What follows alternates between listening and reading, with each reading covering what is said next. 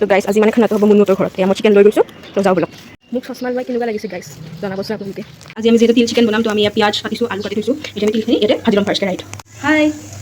কোনে বনাব আজি মোক চান্স নিদিয়ে নেকি চ' ভাবিছিলোঁ মই বনাম বুলি কিন্তু তাই মোক চান্স নিদিয়ে মোৰ ওপৰত বোলে বিশ্বাস নাই এইখিনি কিয় হেনে চ' আমি ইয়াত তেল বহালোঁ কেৰাহীত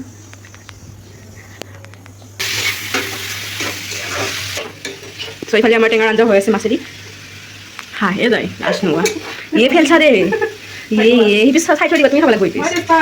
এনেকৈ ফ্ৰাই হৈ গৈছে আগে আমি দিম আমি আগে বেছি হ'ল না মই কৈছিলোঁ না অকণমান থৈ দিয়া এতিয়া এইটো অলপ ভাজি লওঁ তিলখিনি দেৰি